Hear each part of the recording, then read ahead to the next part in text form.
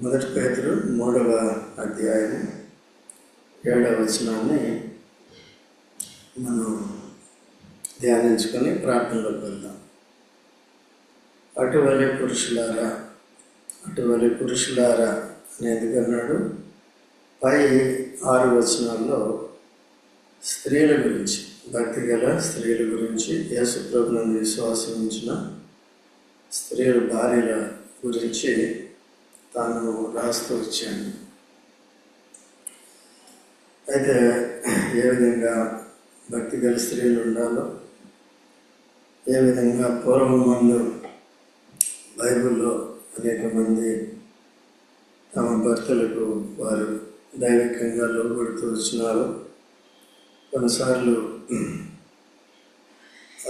దుర్నీతికి కూడా వారు లోబడుతూ వచ్చారు. అలా కాకుండా వాక్యానుసారంగా దేవునికి అనుకూలమైన కుటుంబ జీవితం జీవించడానికి కుటుంబాన్ని దేవుడు మొదటి నుంచి కూడా కడుతున్నాడు. మొదటి నుంచి ఆదాములు ఆ రీతిగా దేవుని ఆజ్ఞను అతిక్రమించి, తరువాత దేవుని ఆజ్ఞ కంటే కూడా ఆదాము తన భార్య మాట విని తాను తెచ్చిన పండ్లు తినేసి తాను కూడా పాపి అయిపోతూ వచ్చాడు. ఇద్దరు కూడా దేవుని సన్నిధి నుంచి వారు తోలు వేయబడుతూ వచ్చారు. తర్వాత వారి పాపాన్ని పరిహరించి దేవుడు వారిద్దరినీ కూడా సిద్ధపరుస్తూ వచ్చాడు. అప్పటి నుంచి కూడా వారు కయ్యూను హేబేలు కన్నప్పుడు కయ్యూను భక్తిహీనుడయ్యాడు. ఆ తల్లిదండ్రులకి ఎంతో శోధనని లేకపోతే ఎంతో దుఃఖాన్ని వారు తీసుకొస్తూ వచ్చారు. హేబేల్ని చంపాడు. ఇప్పుడు ఆత్మ సంబంధమైన సంతానం భూమి మీద లేనప్పుడు దేవుడు హేబేలు బదులుగా ఆదాముకి మళ్ళీ షేతునిచ్చాడు. షేతు భక్తిపరుడు. షేతుకి ఎనోష్ పుట్టాడు. ఎనోష్ కాబట్టి అక్కడి నుంచి ప్రార్థన ఆరంభమైంది. ఎందుకు ప్రార్థన ఆరంభమైందంటే ముఖ్యంగా శరీరానుసారులు ఆత్మానుసారులు హింసిస్తూ ఉంటారు కనుక అప్పుడు ఎవరైతే హింసిస్తున్నారో శత్రువుల కొరకు లేకపోతే శరీరానుసారుల కొరకు మనం ప్రార్థన చేయాలి. అది ఇంట్లోనే స్టార్ట్ అవుతుంది. భక్తిహీనత మొదటిగా పిల్లల మధ్యలోనే స్టార్ట్ అయ్యింది. సో అలా లేకుండా ఇక్కడ సమాధానంగా ఉండటానికి కుటుంబాల్లో భార్యాభర్తలు కానీ పిల్లలు తల్లిదండ్రులు కానీ అందరూ కూడా దేవుడు సమాధానాన్ని కోరుతాడు. ఎప్పుడైతే శరీర తత్వం వస్తుందో వారి స్వార్థాలను నెరవేర్చుకోవడానికి చూస్తారో, లేకపోతే నీకంటే నేను ఎక్కువ అనే అహంభావం వస్తుందో, భార్యని సమానంగా చూసుకోలేడు. తర్వాత భర్తని కూడా కొంతమంది స్త్రీలు ఈవెన్ విశ్వాసంలో ఉన్నవారే నువ్వెంత నీకంటే ఎక్కువ అన్నట్టుగా ఫీల్ అవుతూ ఉంటారు. క్రియల చేత మాటల చేత ఆ విధంగా చేస్తూ ఉంటారు. 2 రకాలుగా ఉంటారు.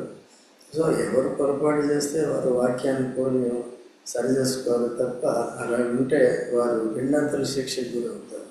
ఒకటి శరీరంలో శిక్షకు గురవుతారు, రెండవది ఆత్మీయంగా జీవితంలో ఎదగలేరు. తర్వాత చివరికి తప్పిపోతే శిక్ష నరకానికి కూడా వెళ్ళే పరిస్థితులు ఉంటాయి. అందుకనే విశ్వాసులు తగినట్టుగా జీవించాలి. ముందుగా మాదిరిగా పెట్టాడు. అనేక మంది కొన్నిసార్లు మొదట్లో తప్పిపోయినప్పటికీ దేవుడు హెచ్చరించినప్పుడు సరి చేసుకుంటూ చేసుకుంటూ సమాధానం కలిగి జీవించి ఫలించి దేవుని మహిమపరుస్తూ వచ్చారు. కుటుంబాల్లో శాంతి సమాధానము దేవుని ఆశీర్వాదాలు వారు అనుభవిస్తూ వచ్చారు. నేటి దినాల్లో కూడా బోధింపబడుతున్న మనం కూడా జాగ్రత్తగా ఉండాలి. అయితే మొట్టమొదటిగా స్త్రీలకి ఎందుకు రాశారంటే ఒక కారణం, మొదటి నుంచి స్త్రీ బలహీనమైంది. మొదటిగా స్త్రీయే అవిధేయత చూపించింది అవ్వ. సో అందుకనే పౌలు కూడా స్త్రీలని ఎక్కువ హెచ్చరిస్తూ ఉంటారు. సో అందుకనే ఇక్కడ కూడా పేతురు కూడా ముందు స్త్రీని. ఇంకొక రకంగా చూసినట్లయితే ఆత్మీయ విషయాల్లో కూడా మొట్టమొదటిగా దేవుడు ఉంటాడు, రెండవదిగా క్రీస్తు ఉంటాడు, మూడవదిగా క్రీస్తునందున్న భర్త ఉంటాడు, నాలుగవది క్రీస్తునందున్న భార్య ఉంటుంది. ఇద్దరు కూడా ఇటువంటి ఆర్డర్ని దేవుడు పెట్టాడు కాబట్టి క్రీస్తు ఎక్కువైన వాడు తండ్రి కాబట్టి ఆయనకు లోపడుతూ వచ్చాడు. తర్వాత పురుషుడు తనకంటే ఎక్కువైన వాడు క్రీస్తు కాబట్టి, అన్ని విషయాల్లో మాదిరి చూపించిన వాడు కాబట్టి, ప్రేమ కలిగిన వాడు కాబట్టి, సత్యాన్ని చెప్పిన వాడు కాబట్టి, సత్యాన్ని జరిగించిన వాడు కాబట్టి, నిన్ను నన్ను సత్యంలోకి తీసుకొచ్చిన వాడు కనుక, పాపము నుండి మనల్ని విడిపించి నీతి జీవితం, పరిశుద్ధ జీవితంలో తీసుకొచ్చిన వాడు కనుక, ఈ విషయాలన్నింటిలో కూడా ఏ విషయాల్లో క్రీస్తు మనకు చేసి మన ప్రాచీన జీవితం నుంచి విడిపించి నూతన జీవితంలోకి నడిపిస్తున్నాడో అలాగా భర్త ప్రవర్తన కూడా ఉండాలి. అలాగే భార్య అటువంటి పురుషుడికి ఆత్మీయ విషయాలన్నింటిలో కూడా సత్యమైన వాటిని క్రీస్తుకి సంఘం ఎలా లోబడుతుందో అలాగా భార్య ఇండివిజువల్గా కూడా వారు లోబడి ఉండాలి. సో ఆ విధంగా వీళ్ళంతా కూడా దైవికమైన జ్ఞానంతో, వివేకంతో, క్రమంతో ఈ విషయాలన్నీ కూడా రాస్తూ వచ్చారు. అయితే ఇప్పుడు 1 Peter 3:7 మనం చదువుకుంటున్నాం. అటువల్లనే పురుషులారు. అయితే పురుషులు కూడా బలహీనులు కాదని కాదు, వారు కూడా బలహీనులే. అందరూ కూడా ఇమ్మెచ్యూర్డ్గానే ఉంటారు. పురుషుడు కానీ స్త్రీ కానీ యేసుప్రభువును అంగీకరించిన తర్వాత వాడు శరీరానుసారమైన విశ్వాసాలు తప్ప ఆత్మానుసారమైన కాదు. కొన్ని పరీక్షా పరిశోధనలు గుండా వెళ్ళినప్పుడు, డక్కా ముక్క తిన్నప్పుడు, పతనాల ద్వారా నానా రీతిలుగా పాఠాలు నేర్చుకుంటూ పరిపక్వతలోకి రావాలి. దాన్ని అనుభవ జ్ఞానం అంటారు. మామూలు జ్ఞానం వేరు, అనుభవ జ్ఞానం వేరు. ఒక స్త్రీ ప్రసవ వేదన, పిల్లల కన్నా స్త్రీ మాత్రమే ప్రసవ వేదన ఎలా ఉంటుందో తనకు తెలుసు. కాబట్టి మొదటిసారి ప్రసవించే స్త్రీని ఎవరైనా ముందుగా ఆదరించాలంటే అనుభవం కలిగిన వారే ఆదరించాలన్నమాట. సో అన్ని విషయాలు కూడా అటువంటి అనుభవ జ్ఞానం కలిగిన వారే సరిగ్గా నడిపించగలుగుతారు. కానీ అనుభవం లేకుండా వారికి తీరి చెప్పేవాళ్ళు కాదు. నేటి దినాల్లో అది ఎక్కువైపోయింది. థియరీ చెప్పేవారు ఎక్కువైపోయింది, కానీ వారు అనిపించిన పద్ధతిని బట్టి చెప్పలేకపోతున్నారు. అలా ఉండకుండా జాగ్రత్తగా మనం జీవితాలు సరిదిద్దుకుంటూ ఉండాలి. ఎందుకంటే ముందుగా స్త్రీలకు చెప్పాడు కాబట్టి పురుషులు మేము గ్రేట్ అనుకుంటే మళ్ళీ అది కూడా పాపమే. అలా లేకుండా నీవు కూడా బలహీనుడు అని గుర్తించాలి. నీవు క్రీస్తు వల్ల నీ భార్యను ప్రేమించలేవని గుర్తించాలి. అయితే ప్రేమించటానికి సిద్ధపడాలి. ప్రభు మీద ఆధారపడాలి. ప్రభువా, నీవు సంగమును లేక నన్ను ప్రేమించి నా కొరకు ప్రాణం పెట్టేవే, నన్ను ఎంతగానో సహించేవే.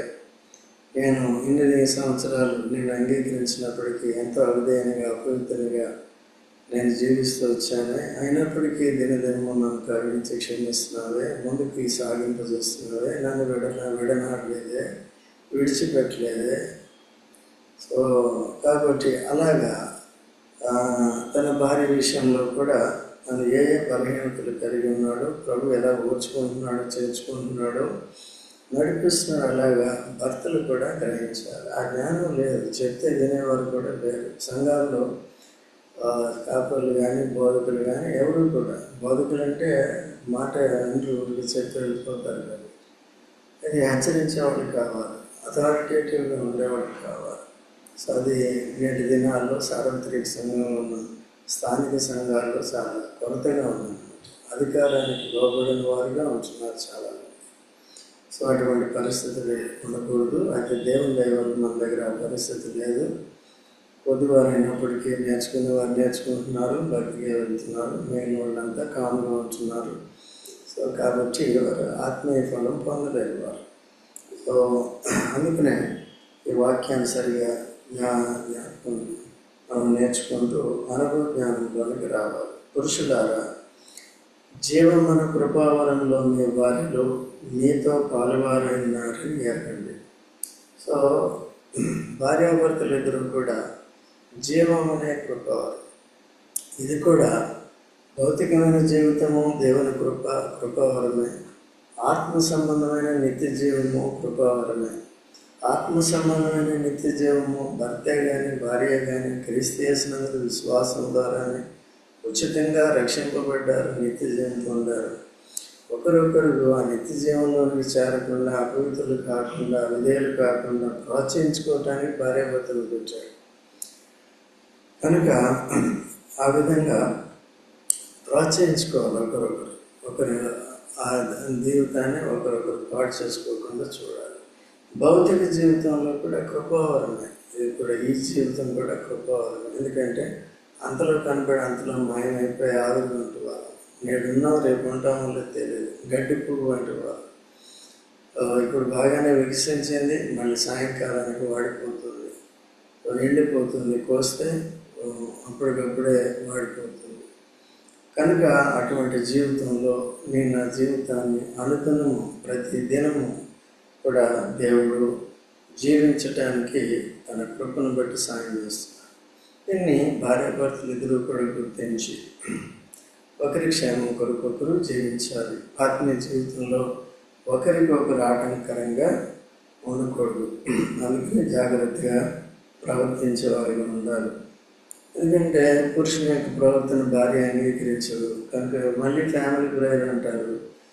ముందుగానే నీ ప్రవర్తన సరిగా లేదని భార్య అంటుంది. తర్వాత నువ్వు ఎట్లా వాక్యం చెప్తావు, నువ్వు ఎట్లా ప్రార్థన చేస్తావు, నువ్వు ఎట్లా లీడ్ చేస్తావు, అధికారం కలిగి ఉంటావు, పతన జీవితం కలిగి భార్య అంటుంది. సరి చేసుకోవాలి. కొన్నిసార్లు భర్త సరిగా ఉంటాడు, భార్య సరిగా ఉండదు. కాబట్టి వారి కూడా సరి చేసుకోవాలి. ఎందుకంటే భర్తని ఆటంకపరిచే స్త్రీ కూడా లెక్క చెప్పవలసి ఉంటుంది. సో తనకు కూడా శిక్షకి గురవుతుంది. కాబట్టి చాలా సున్నితంగా ఈ లోకంలో జీవించే జీవితం అంతా కూడా భార్యాభర్తల మధ్య బంధము చాలా సున్నితమైనది. ఆత్మ సంబంధంగా ఉండినప్పుడే సాతానికి చోటు ఇవ్వకుండా సమాధానంగా జీవించడానికి వీలవుతుంది. ఇటువంటి రీతిగా అందరూ కూడా ఎరిగి జాగ్రత్తగా ఉండాలని మనం ప్రార్థన చేయాలి. మన కుటుంబాలు అలాగే ఉండాలి, మనం ప్రార్థన చేయాలి.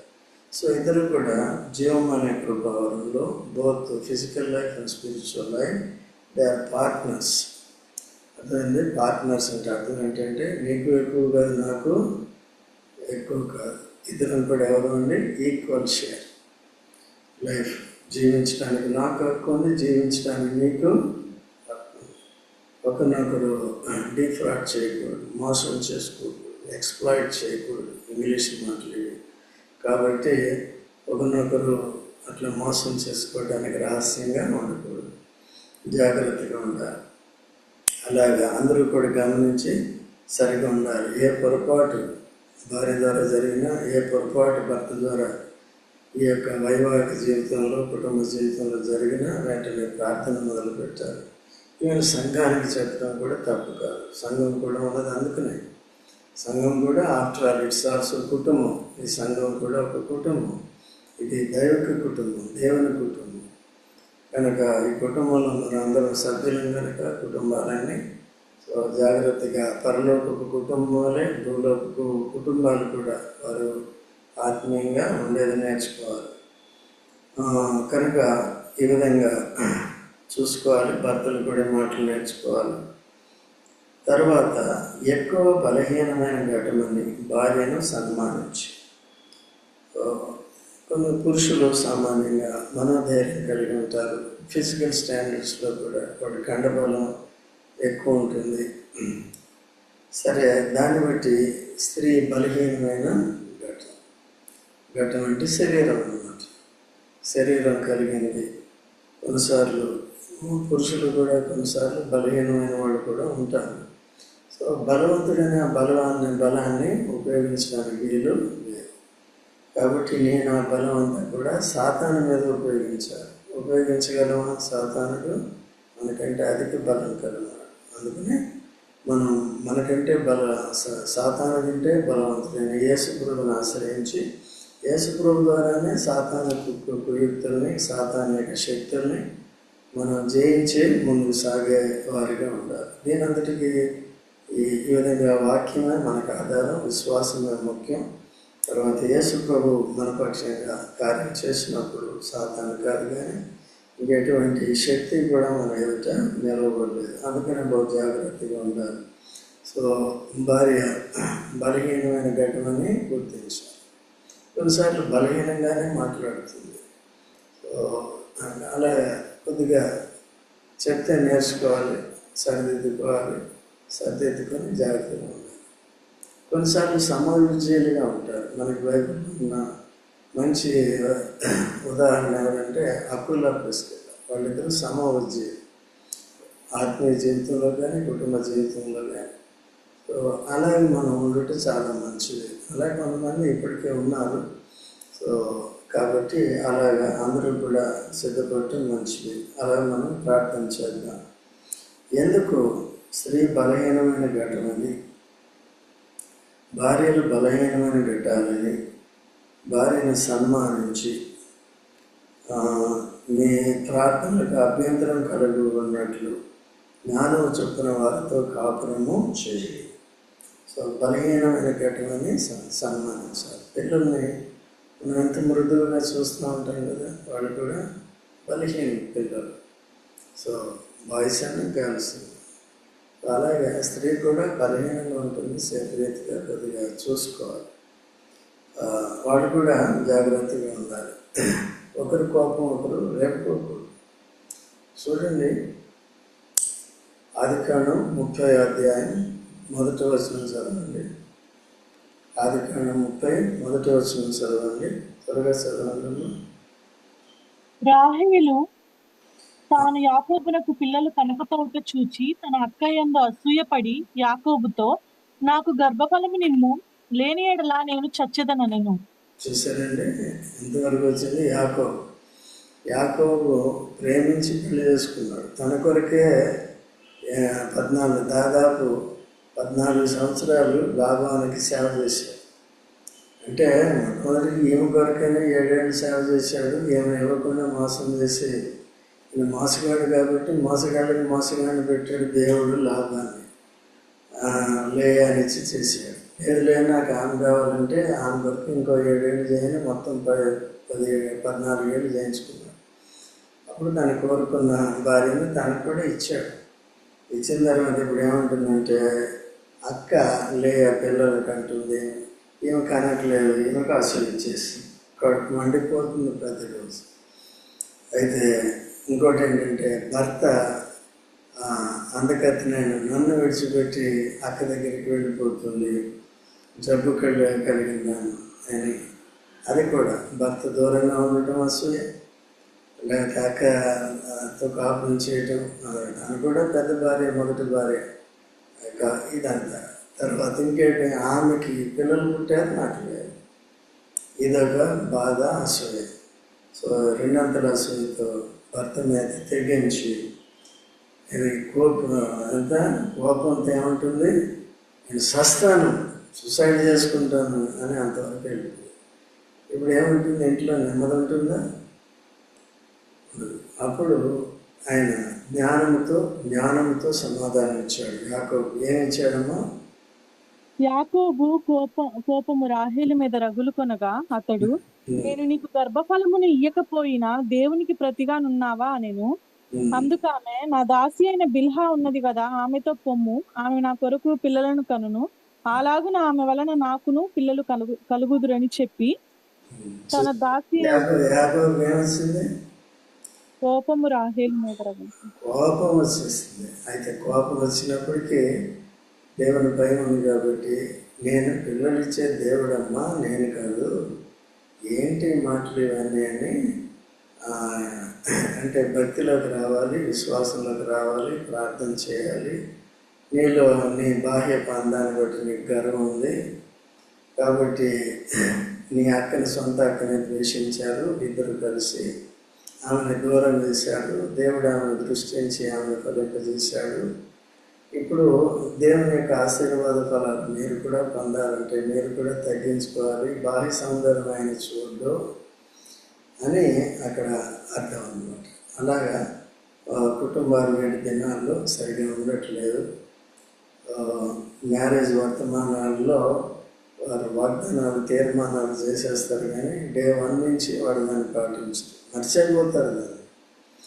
ఆత్మీయంగానే పాటించరు, భౌతికంగా వైవాహిక తీర్మానాలు కూడా నిలబెట్టుకోరు. అట్లా ఉంటారు శరీరానుసారులు. కాబట్టి ఈ శరీరానుసారమైన భర్తలు కానీ భార్యల కొరకు, పిల్లల కొరకు కూడా మనం ప్రార్థించేవారు ఉండాలి. జ్ఞానం చొప్పునంటే మోసం చేయటం కాదు, ఏదో అబద్ధాలు చెప్పడం అది జ్ఞానం కాదు. ఒక ఆయన అదే అంటున్నాడు, ఎందుకు ఇలా చేస్తున్నావు అంటే, దేవుడే చెప్పాడు కదా జ్ఞానం చొప్పున వారికి ఏం చేయాలి, కాపురం చేయాలని చెప్పాడు కదా అని అబద్ధం చెప్తాడు, లేకపోతే ఏదో మోసం చేస్తాడు. అట్లా చేయకూడదు కదండి. కాబట్టి కొంతమంది భార్యలు నమ్మరు, నిజం చెప్పినా నమ్మరు. కొంతమంది భర్తలు నిజం చెప్పినా నమ్మరు. ఇట్లా నిజమే చెప్పాలి. కాబట్టి నిజం చెప్పినప్పుడు నమ్మకపోతే వాళ్ళు బాధ్యులు అవుతారు. అలా లేకుండా మన జీవితాలు, మన కాపురాలు సరిగా ఉండాలని మనం జీవిస్తూ మనం అనుభవ జ్ఞానం కలిగి ఇతరుల కొరకు కూడా ప్రార్థన చేద్దాం. అనుభవ జ్ఞానం కొరకు మనం ప్రార్థన చేద్దాం. అనుభవ జ్ఞానం ఇతరులు మిగిలిన కుటుంబాలకు కూడా రావాలని ప్రార్థన చేస్తాం. ఆ విధంగా ప్రార్థనకి